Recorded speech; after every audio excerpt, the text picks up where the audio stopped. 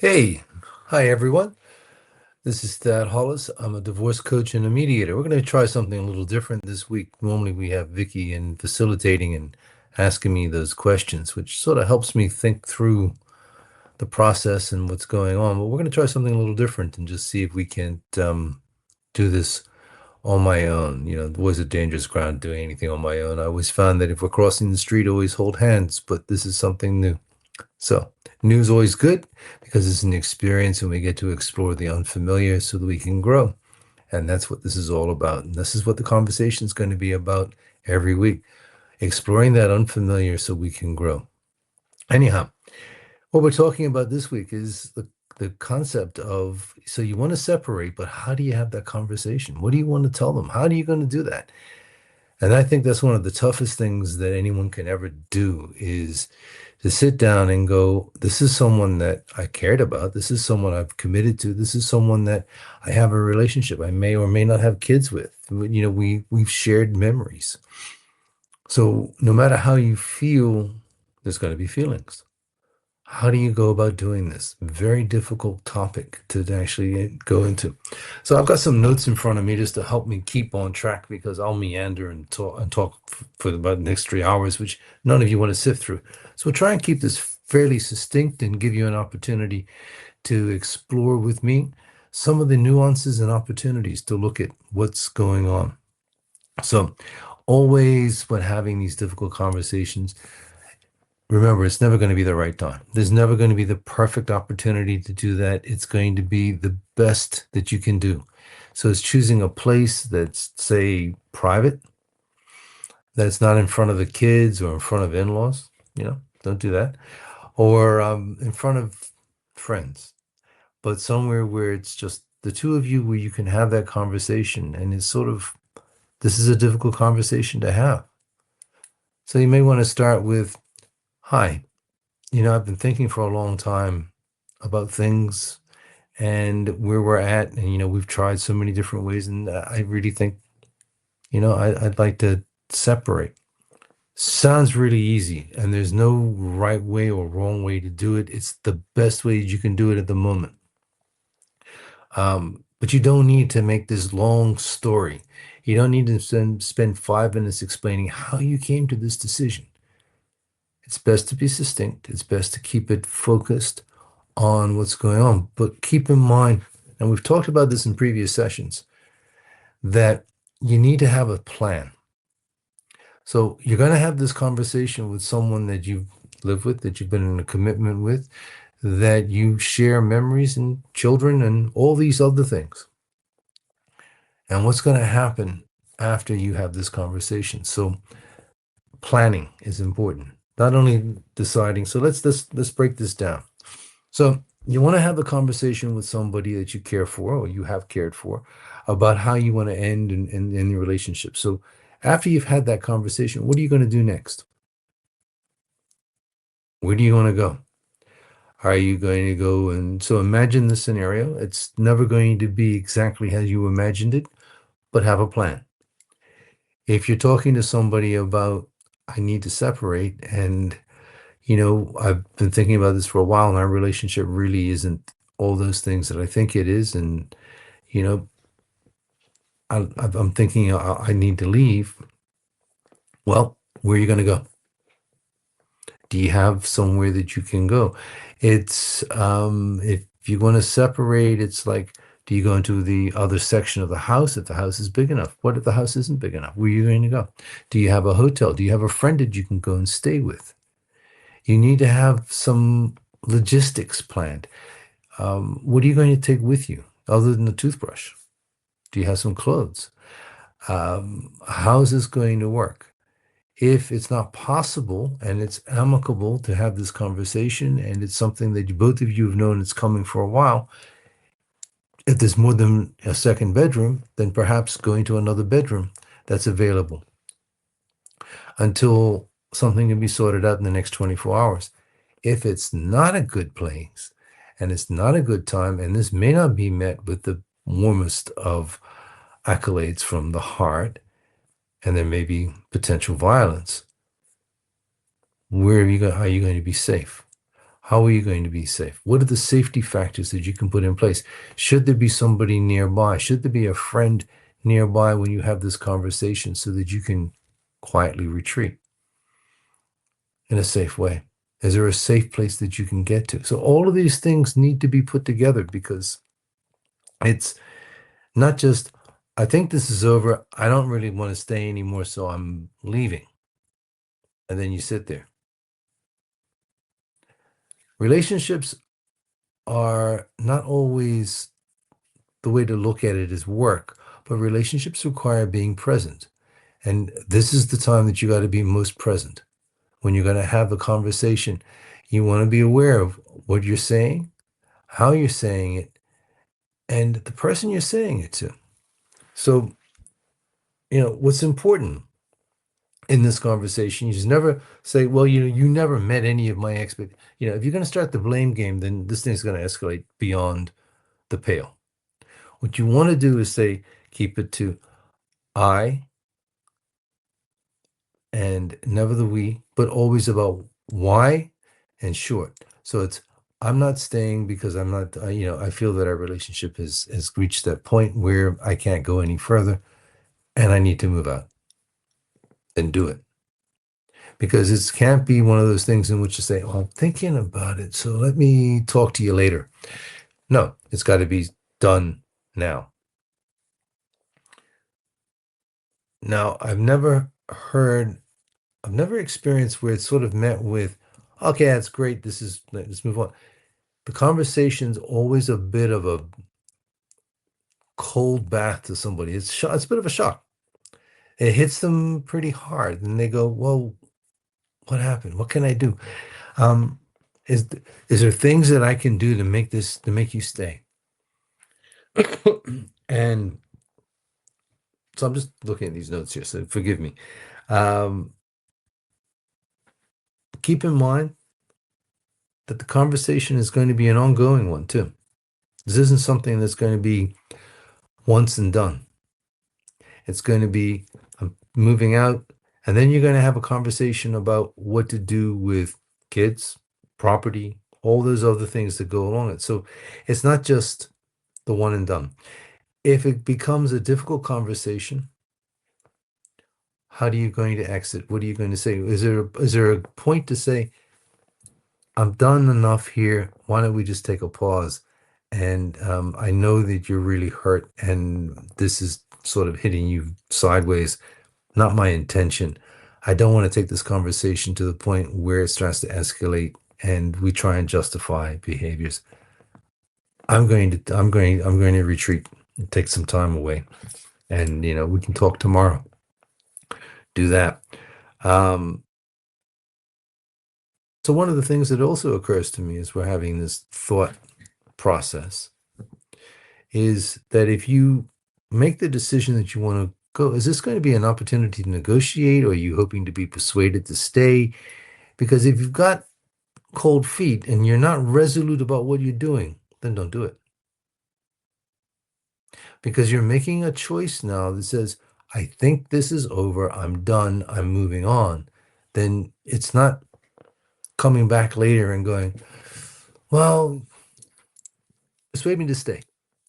Because it's never going to work out. It's never going to be a good outcome. Imagine if you're in that scenario, you say this, you try and bargain, you try and do that.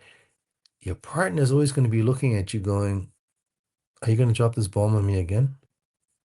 You're going to be questioning in your head, did I make the right choice? Is this something I really wanted?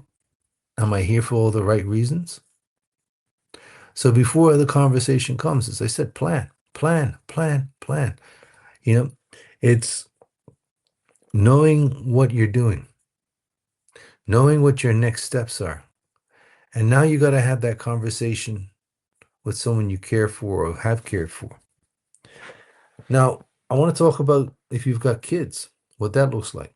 Because kids, at any age, it's going to be a difficult conversation. Imagine having it with a 3-year-old or a 9-year-old or a 15-year-old. Each one has his own level of communication, but each one's also going to be a hard one. Like with a 3-year-old, they're not going to understand why you're leaving. They're just going to say, oh, it's something different. A 15-year-old is going to be looking, was this something I did? A 9-year-old might be asking the same question. Is this something that I could do better? What's going on? Where am I going to sleep? Where am I going to be tomorrow morning? So it's having that conversation that says, you guys are okay. You're still loved. We're going to work this out. Your parents are here for you. And that's going to be the conversation that you're going to have with your partner too. If you've got kids, your primary focus should always be on their well-being. Because if you want to leverage them into a conversation, that's never going to work out better. It's never going to be a good thing, because you need to make sure that they're safe and that you need to reassure them that things are going to be okay.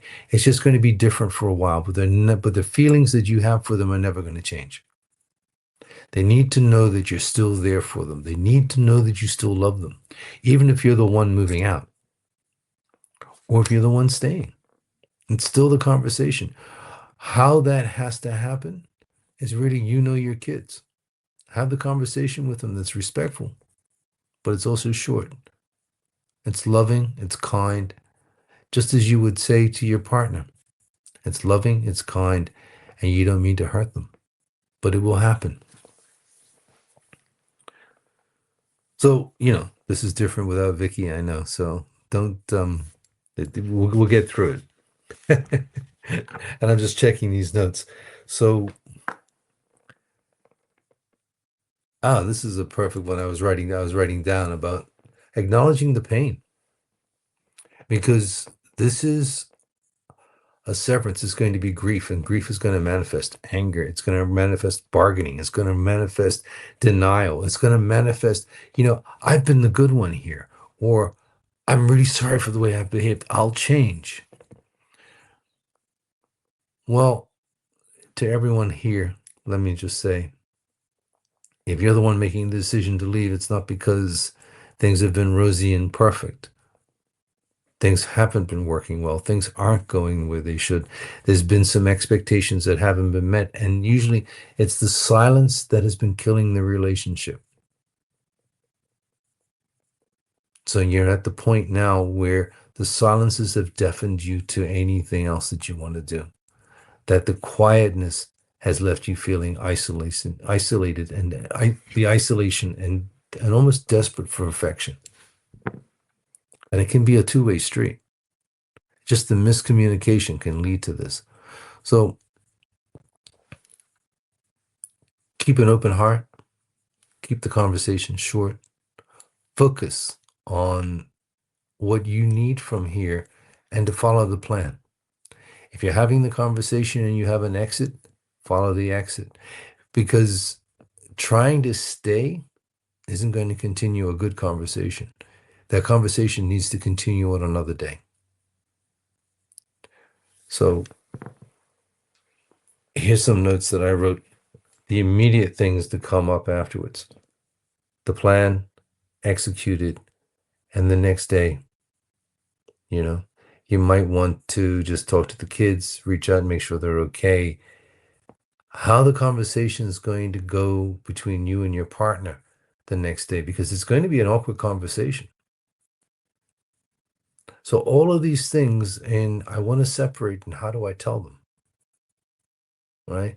Has the consequences that is so important to think of, because the next day and the day after are going to be hard conversations. Because where are the kids staying? How are you going to go reach out to them? Do you have access through smartphones? Do you have to go and physically go to the house where you've just left? Have you left any belongings behind that you'll need for where you're going to next? Are you going to be staying with a friend? How long are you going to stay there? Because, friends are good, but not indefinite. Are you going to be staying in a hotel? How long are you going to be staying there? What are you going to do with the money? All of these things are questions that you can talk to and think through. So this gets to the point, and this isn't about a promo for me as a divorce coach, but talking to a therapist, a coach, your family lawyer about these things. What are my next steps? What do I need to know? What do I need to do next? Because I'm not going to give you legal advice because I can't. But what I can say is that managing the emotions and the conversations is something that coaches help with. If you need any help with any of these things, you can always reach out to somebody like myself or one of the other coaches that you may know of, or talk to your therapist. It's okay to do that. It's okay to have these conversations with people that you can feel safe with.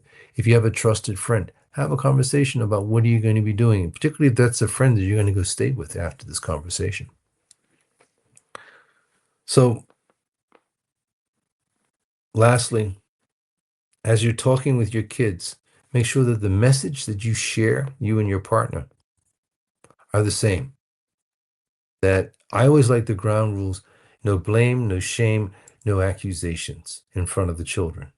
The language is neutral, the language is focused on them, and you're not using the other partner to denigrate or to pull them down. No matter how you feel, that's not important. One of the things I have told clients for 30 years is, how do you think they feel about your partner, your children? Do you think they love them? And the answer is always, yeah, I'm sure they do.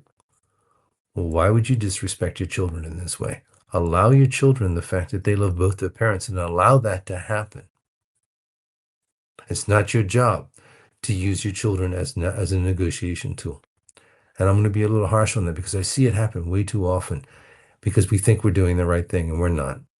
The children will make their own minds up in the appropriate way. Your focus is as adults that if you can't get along, have the conversation. Be respectful. If you can't be respectful, take a pause. If you can't take the pause, find a safe way to do that. Find another way to have the conversation. You don't have to have conversation through third parties. Have the conversation with each other. Communication is going to be key, as it is in any relationship, whether you're continuing it or you're ending it. Communication is going to be key, particularly as you want to go forward with a parenting plan and how you want to do that. So I'm not going to spend a lot of time more on this, and this is a different format this week, so I hope this has been okay for all of you who've tuned in. If you have any questions, reach out to me at admin@betteroutcomes.au. I'm a divorce coach and a family mediator. I also do mediation in various other formats, but I've been mediating for over 30 years. I've been working with people in crisis and helping them find the way out to get to a better outcome. Hence the name of our business, Better Outcome. It has been a pleasure to work with thousands of people over the last 30 years, and I want to continue to do that because I think our job is to provide hope that there's a way out, there's an end to this. So if anyone has anything they want to talk about, I do a complimentary chat. We can do it by phone, or we can do it on a Zoom call. And if you have any questions, just reach out. Happy to help and happy to assist you. Thanks for tuning in, and reach out. Just have some chats. Happy to talk. Thanks very much, everyone.